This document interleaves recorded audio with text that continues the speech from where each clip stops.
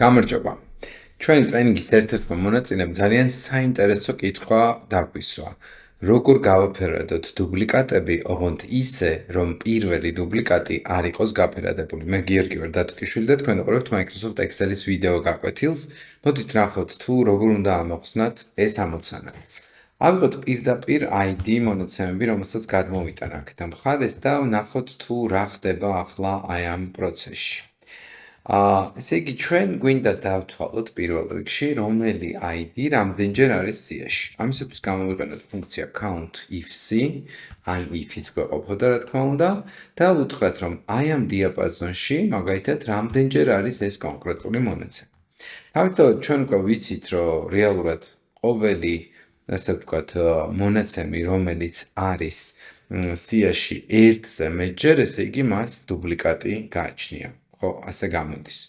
და თავისთავად შესაბამისად, ყველას რომელი მონაცემიც იქნება, ასე ვთქვათ, 2 ან მეტი, უნებრივია აქვს თავისი დუპლიკატი. თუ ამ პრინციპს გავყვებით, დავეტყვით, რომ გააფერადოს ყველა, რომელიც არის ერთზე მეტი, თავისთავად გააფერადებს დუპლიკატებს და ამისთვის სულაც არ გჭირდებოდა Excel-ის ამ ფორმულის count if-ს გამოყენება, იმიტომ რომ ვიცით, რომ პირდაპირ შეგვიძლია დუპლიკატები ჩავრთოთ აქედან და რა თქმა უნდა, ყველა მათგანი, რომელიც აი ერთზე მეტია, თავისთავად დუპლიკატ შეიცავს და ამეორებს. მოდი ახლა ვნახოთ იგივე სიტუაცია, ოღონდ ამ შემთხვევაში გამოვიყენოთ უკვე ფორმულა, რომელიც ასეთი იქნება. ტოლია count if-c და ვუთხრათ, რომ მაგალითად დიაპაზონი, რომელიც უნდა გააფერადოს, გამოიყურება ასეთი ფორმით: A1-2 და პირველი D1 გავხერთოთ დაფიქსირებული, ანუ გავყინოთ და თვითონ უკვე დიაპაზონის შემდეგ მივუთითოთ, რა თქმა უნდა, აი ეს კონკრეტული უჯრა. თავისთავად მივცეთ OK და დავიწყოთ გავრცელება. ნახეთ, აქ ჯერჯერობით მხოლოდ 1-ია, მაგრამ სად იქნება 2? მაშინ, როდესაც იგივე ჩანაწერი უკვე მეორედ შეხვდება სიაში, აქ უკვე დაუწერს 2-იანს. და მოდით ექსპერიმენტი გავაკეთოთ, აქვე დავაკოპიროთ იგივე მონაცემი. აი აქ ორივე გახდა 3 სტოლი, აქ კი ეს ერთჯერ არის, შემდეგ დავაგდოთ აქვე მეორედ გახდა, მესამედ და თუნდაც მეოთხედ. და ახლა უკვე უნდა ვუთხრათ ასეთი ჩანაწერი ფორმულას, რომ თუ new rule-ში use a formula to determine which cells to format, ანუ გამოვიყენებ ფორმულა, რომელიც განსაზღვრავს თუ რომელი უჯრა გაფერადდეს.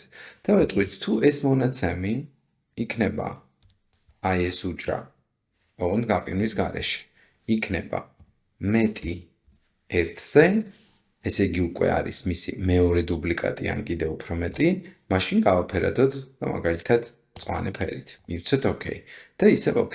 ჩვენ უკვე ვნახავთ, რომ ეს არ არის გაფერადებული პირველ შემთხვევაში, მაგრამ მეორე, მესამე და ასე შემდეგ შემთხვევაში გაფერადებულია. იგივე გადმოვაკოპიროთ ეს მაგალითად ქვემოთ, ვნახავთ, რომ უკვე შემდეგები რაც ხდება, გაფერადებულია. შესაძლოა თქვენ არ გინდოდეთ ამ სვეტის აქ გარეთ ქონა, ამიტომ შეიძლება რომ ეს ფორმულა პირდაპირ წარმოიდგინეთ, დააკოპირეთ, მონიშნეთ, შემდეგ ეს ნაწილი შედით manage rule-ში და აი ეს წესი, რაც აქ გვიწერია იდეაში A1-ის მაგივრად, პირდაპირ ჩავაფეისტოთ და ამ შემთხვევაში მივცეთ OK. ოღონდ ტოლობა დამჩენია, ბოდიში, წავშალოთ, მივცეთ OK და კიდევ OK.